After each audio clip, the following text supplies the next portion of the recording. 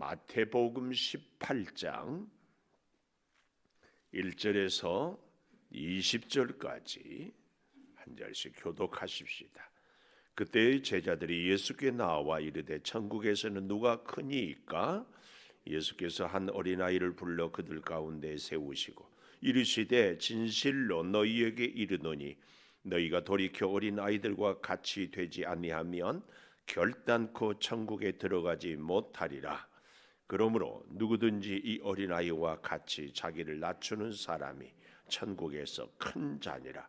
또 누구든지 내 이름으로 이런 어린아이 하나를 영접하면 곧 나를 영접함이니 누구든지 나를 믿는 이 작은 자 중 하나를 실족하게 하면 차라리 연자 맷돌이 그 목에 달려서 깊은 바다에 빠뜨려지는 것이 나으니라.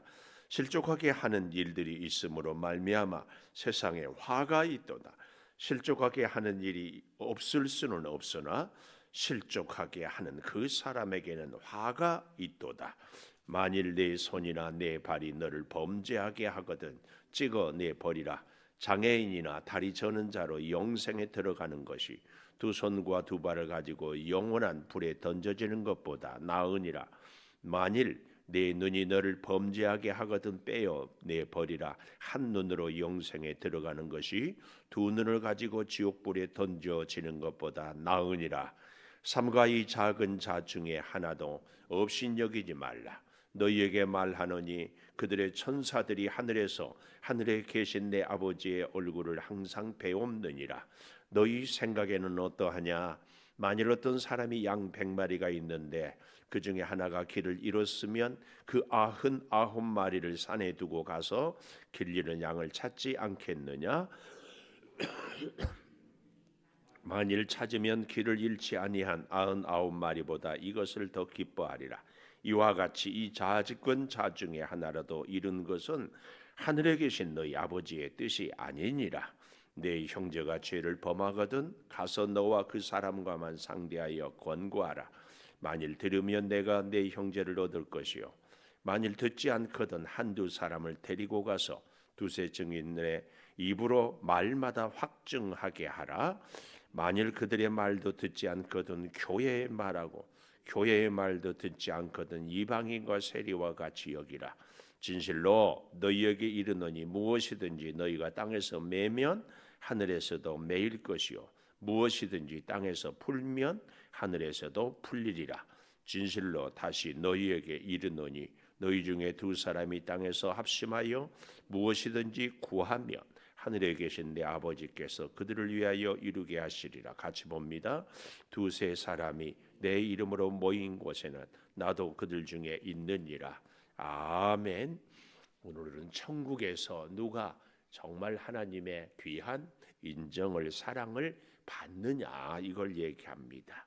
근데 우리가 잘 아는 것처럼 한 어린 아이를 근데요 1절에 보면 제자들이 예수께 질문하는 것으로 나오는데요. 똑같은 본문이 마가복음 9장에 한번 가보십시다. 마가복음 9장 33절에 가보면 이렇게 얘기해요. 가버나움에 이르러 집에 계실새 제자들에게 물으시되 너희가 길에서 서로 토론한 것이 뭐냐 하시되 그들이 잠잠했어요. 왜냐하면 이는 길에서 서로 누가 크냐 하고 쟁론하였음이라. 그래서 35절에 보면 누구든지 첫째가 되고자 하면 무사람의 끝이 되고 무사람을 섬기는 자가 되어야 하리라 하고 어린아이를 데려다가 내 이름으로 이런 어린아이 하나를 영접하면 나를 영접한다. 이렇게 얘기를 하고 있어요. 그러니까 마가복음 또 다른 누가복음 이렇게 미루어 보면 예수님이 곧 예루살렘에 가면 임금이 되면 그 아래에서 누가 높은 자리를 가질 것인가 서로 옥신각신했다. 우리로 말하면 오늘 우리 교회 안에서 누가 더 중요한가, 누가 더 일을 많이 했는가, 누가 더 세력이 권력이 있는가 이걸 서로 입씨름하고 있었다. 이제 그 얘기예요.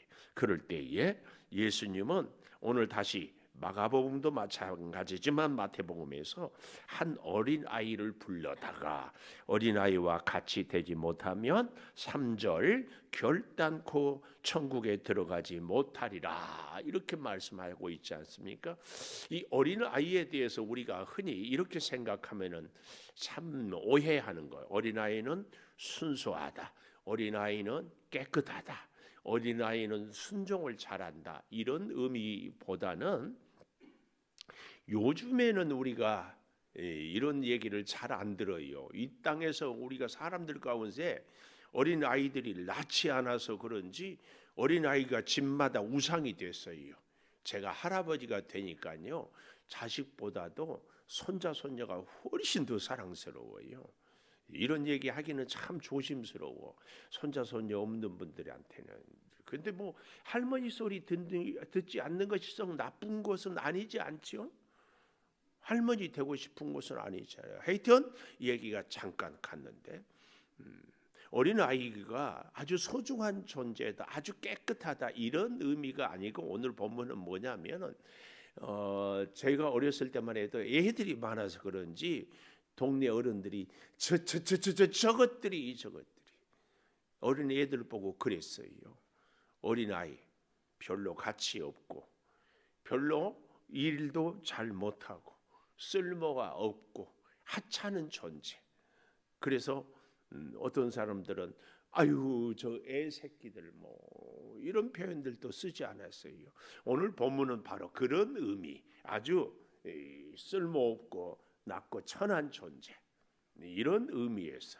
그런데 어린 아이와 같이 되지 아니하면 결단코 천국에 들어가지 못하리라. 그래서 4절 누구든지 이 어린 아이와 같이 자기를 낮추는 사람이 천국에서 크다.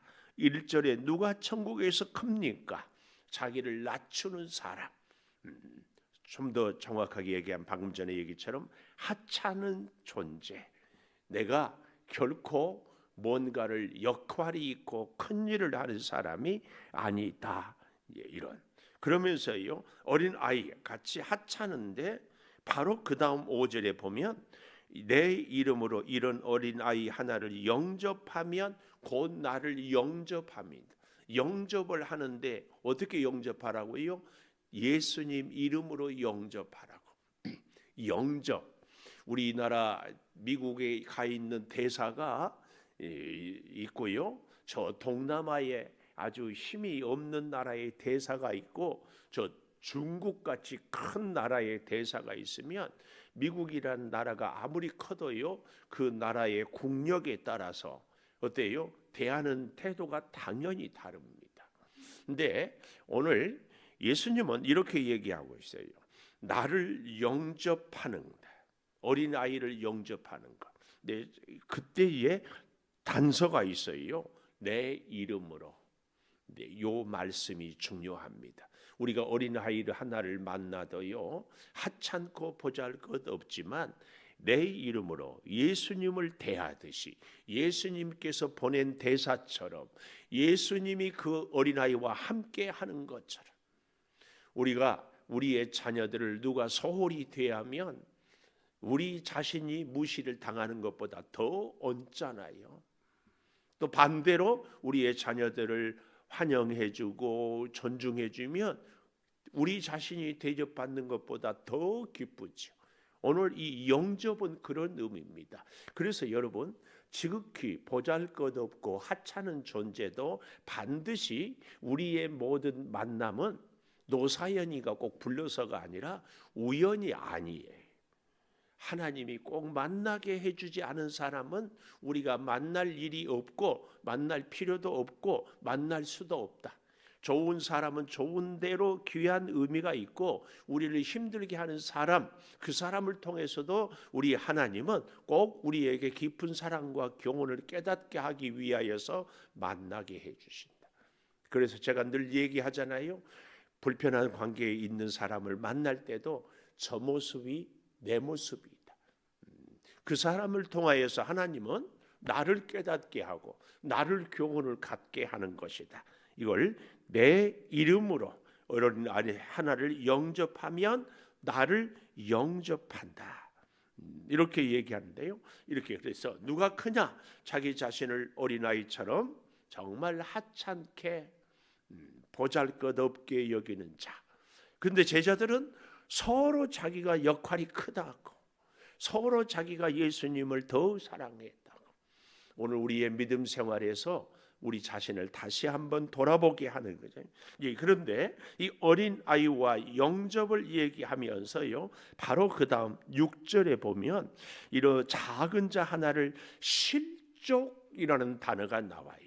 그러니까 오늘 본문에 보면 어린아이, 어린아이, 어린아이, 어린아이가 쭉 나오고 또 굉장히 많이 반복되고 있는 단어가 실족. 여기 6절에 실족, 7절에도 실족하게 하는 일들, 그 다음에 한 줄 더 내려오면 실족하게 하는 일이 없을 수는 없으나 실족하게 하는 그 사람.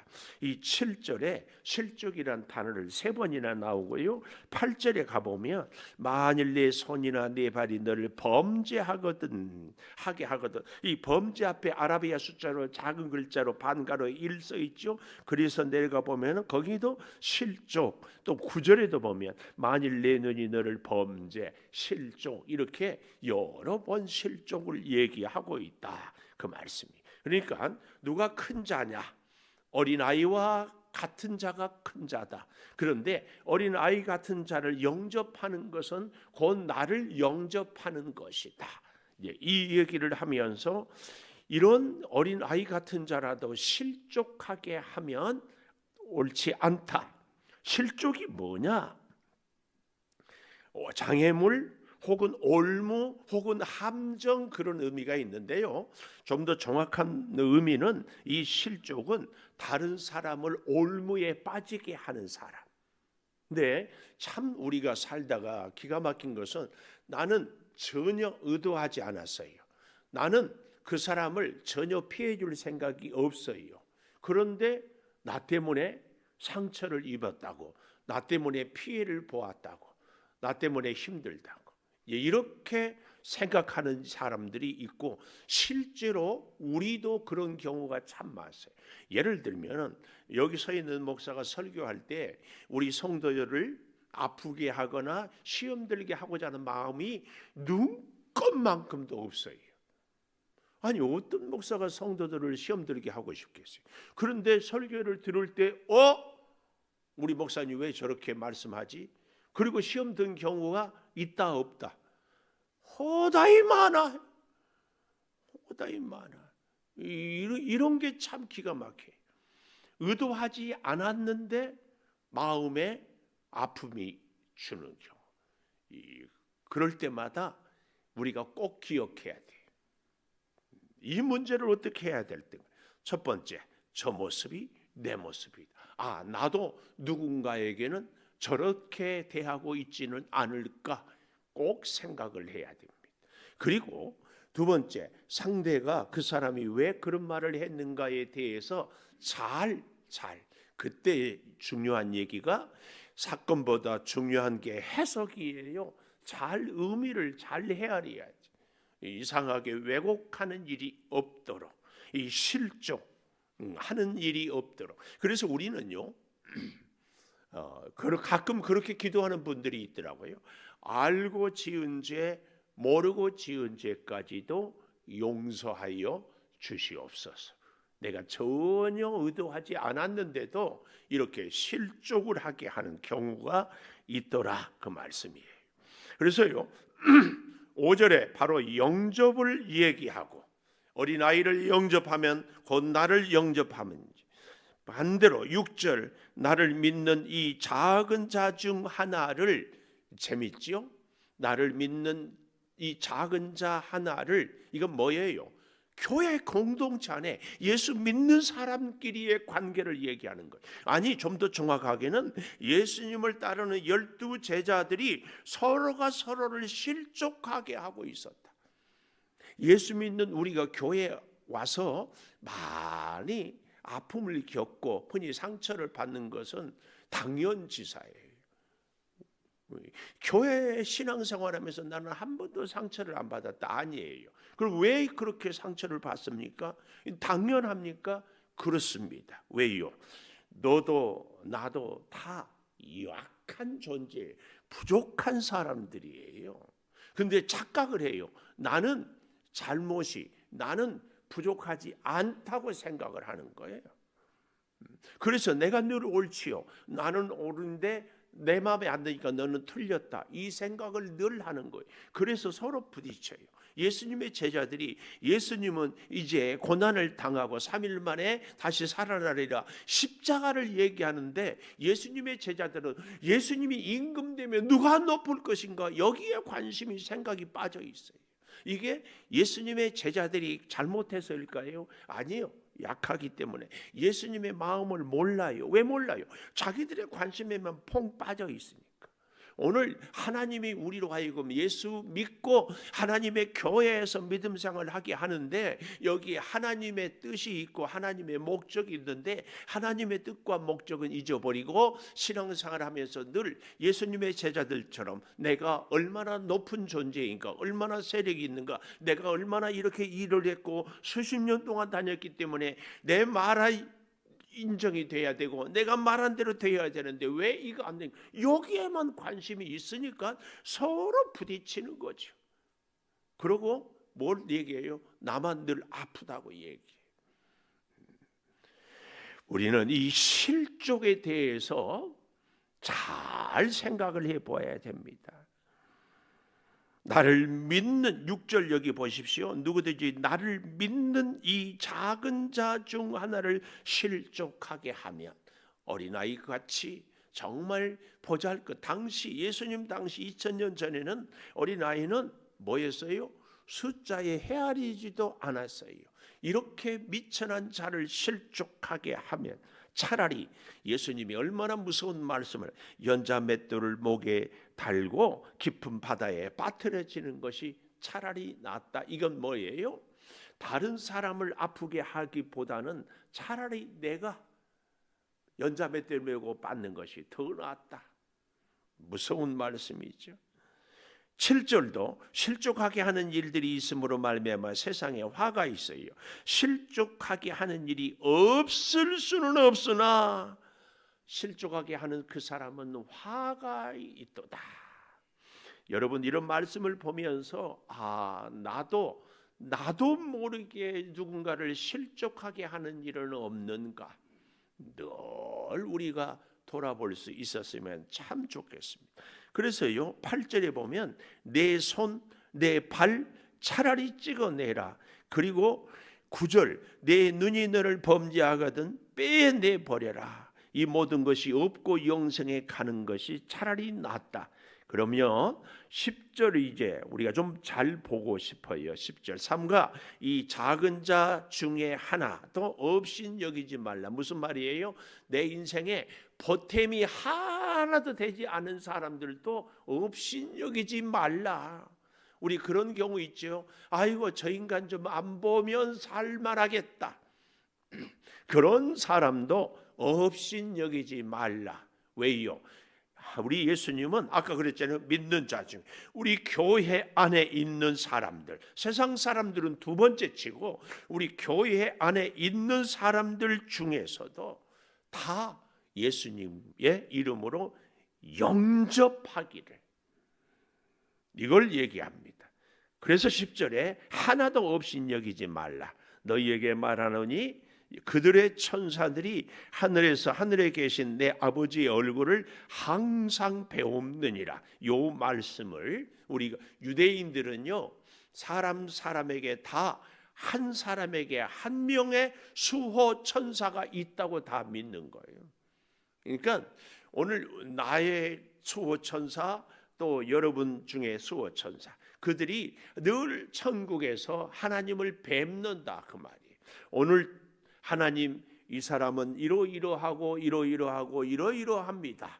누군가가 이렇게 없인 여겼고 누군가가 이렇게 비방하고 정죄했습니다. 이것을 하나님은 날마다 다 보고 알고 보고를 듣고 계신다, 그 얘기입니다. 그 얘기. 그러면서요, 이런 양 비유를 하고요, 15절에 가보면 형제가 죄를 범하거든 그 사람과만 상대하여 권고하라. 그러면 내 형제를 얻을 것이라. 얻을 것이라. 이런 양과 비유하면서 얻게 되는 것. 우리가 누군가의 관계에서요, 그 사람과 상대하고 권고해서 반드시 관계가 있을 때에 형제를 얻게 되는 거. 왜 그러면 경고하라? 아이고, 우리 가운데 이런 분들이 있어요. 상대가 분명히 실수를 했는데 아이고, 내가 내 입만 아프지 말하지 않아요. 근데 재밌는 것은 말을 하지 않으면은요, 어때요? 상대가 알지를 못해요.